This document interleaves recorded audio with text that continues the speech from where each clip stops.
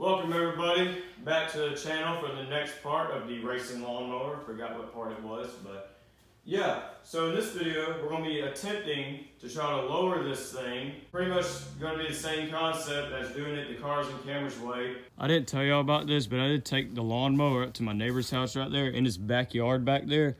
He actually made a lawnmower track back there. It's super sketchy. Like one, every turn I go around, I fall out of the seat.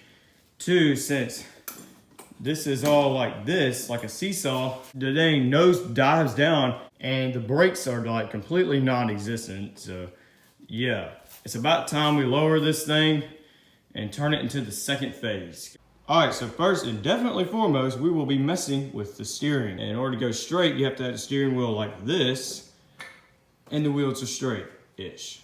And look at this.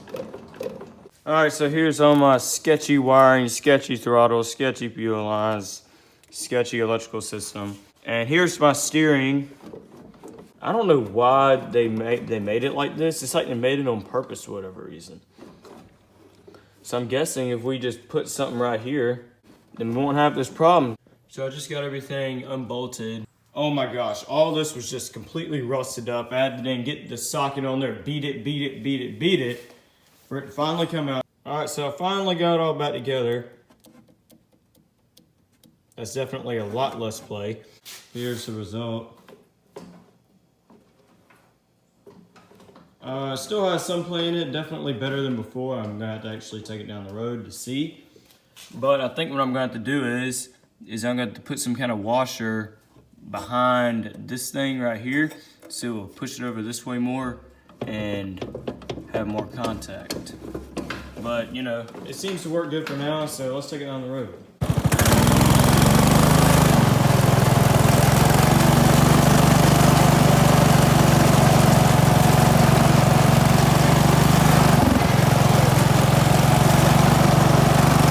So next we're gonna be messing around with this seesaw contraption bullcrap. Also, FYI, these are brand new front tires that I did put on here. Somehow I moved this up in here just like cars and cameras did, welded up. But let me put my hand around here so you can see what the heck I'm doing. Yeah, look at that. That's a ton of slop in there. I'd also be fixing this as well. And unbolting that axle right there and drilling a hole higher, mounting it higher, so that way it'll really lower it more and cut out this part of the frame. There we go. Oh my gosh, what's going on? It's about to fill this whole garage up. Working on the lawnmower and this bullcrap shows up. And y'all just gonna leave? Yeah. Really? Y'all just gonna leave? Welcome to my world, y'all. Well, you always gotta have a box fan on you. Guess you got to get back to work on the lawnmower when all this bullcrap clears out. Box fan number 3. So all of this cleaning out and stuff took literally freaking forever. So next I gotta find a 3/4 focus, about 1 inch bronze flange bushing. So that way I can put this thing back in and there's not gonna be more slop. Not gonna lie y'all, pretty convenient and actually glad they did it. They made every single screw or a lot of screws 14mm. So everything is pretty much stripped down, made a huge mess, got all the parts sitting over there and crap. Under it's pretty bare. So yeah, tomorrow we're gonna run by the store, get some parts and put all this stuff back together. So I just got back from Ace, got all my parts and bushings and stuff like that. So we're gonna notch the frame right there.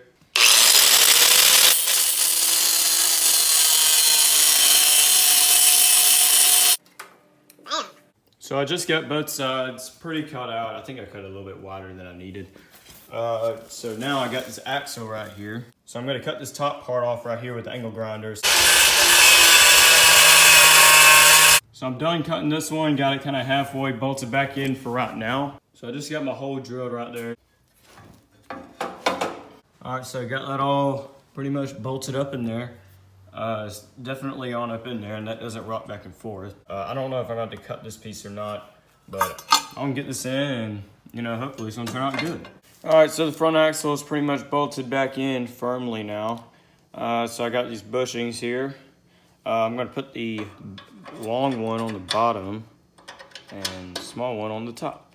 All right, this is a huge transformation, but I had to turn you off because this is just way too much and way too hard to film. But I got both bushings in there and had to get this C-clamp, wherever it's at right there, in there, pressing it up. You know, had to grind down on this top part right here to put this washer on, because I have to have a washer right here so I can have something to weld to. And yeah, trying to grind it and fine tune it, and same on that side. It just took a very long while. Works very good. But yeah, I put a zip tie in right here to really take out some of the slack, and that's hardly any. Look how close this tie rod is to the torque converter. That just clears. All right, just cut out my flat bar here, and by placing this on here, that's gonna look real nice. Once I cut the spindle off, I'm not gonna be able to go back. But what if we got the loose? This is a piece of crap I pulled out of someone's yard. I can always rob another one off the donor, so we're going for it.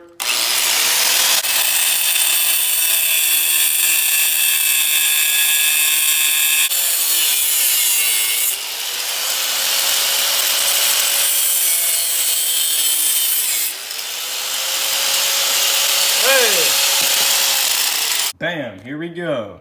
So I just cleaned up this spot here, I cleaned up this spot here, cleaned up my piece of flat bar so the weld would actually be good, and also the spindle. And I did in fact put this metal piece here back in after drilling another hole up there and grinding that top off, so that way this whole axle is going to be really sturdy.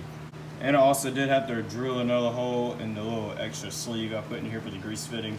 So yeah, I'm not going to grease it yet. Until I, bolt everything up, because I've done it before and something went right and I had to clean out 4 gallons of grease. So I'm not going to grease it until I fully get this thing done. All right, so next day I got the welder out, got everything kind of set up. I measured the flat bar and the washer and put it on the right settings, and it's on this welder.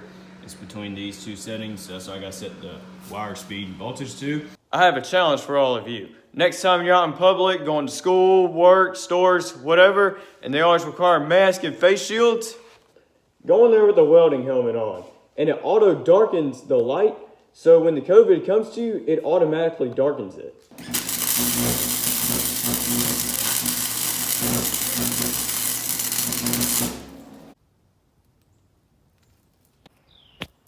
Check it out. Bam. Got it all welded up. It's not the most prettiest welds you've ever seen, but you know what? For a complete newbie like me, to be able to weld something like this, and this is a very tricky thing to weld because you gotta be all upside down and backwards and stuff, I feel like I actually did really good. Here's the side-by-side, and yeah, this has a bunch of camber in it, and this side looks like it has a little bit of positive camber. Ka-chow. All right, a couple of things that I did. Since I was gonna weld these right to here, it was gonna have a crazy amount of toe out, and that was made the whole thing super sketchy. So I grounded the spindles off like at an angle. That way when I go straight, if I can get it straight, it'll have a tiny bit of toe in. I wanted to try to put a little bit of caster in this, but there was really no way I could really do that. So some toe in and obsessive amount of camber will do. Very different than the front end on the racing go-kart. I know this wheel is way more cambered in than this wheel. It's holding on there real nice. The rear is probably gonna be a lot easier because I don't really have to do as much welding back there.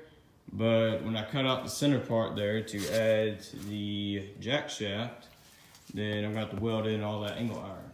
But that won't be too bad. Should I go with E-clips or snap rings? E-clips.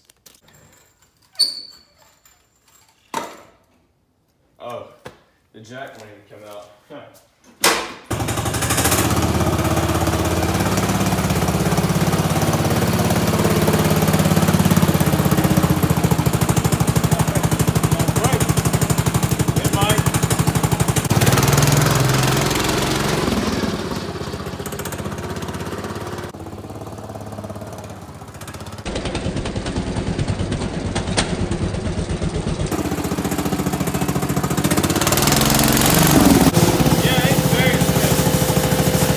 most sketchiest thing I've ever driven. It's probably because this insane amount of camber, but not only that, I would accelerate fine, but when I would let off, it would start hopping up and down and crap. And yeah, I don't know what that is. Maybe because it's just all the weight's on the front, and like this is kind of like positive caster a little bit, or negative, or whichever way it is, going this way. I had it in 6, and you know, I was going along, I couldn't even get full wide open out of it. It was just, kept bouncing up and down, so I don't know. Alright, that's gonna be it for this video. This video is already long enough. Next video, we're going to be lowering the rear end. I know Cars and Cameras did their video in like 10, 11 minutes, you know, everything. But I'm actually going to show y'all pretty much everything that I do. Not try to bore y'all, but, you know, just give you a little bit more stuff on what I'm doing, I guess. So yeah, hope you liked this video. If you did, click all the buttons I usually say to click. If you didn't like this video, click a thumbs down twice. And y'all should see me in the next one. And God bless y'all.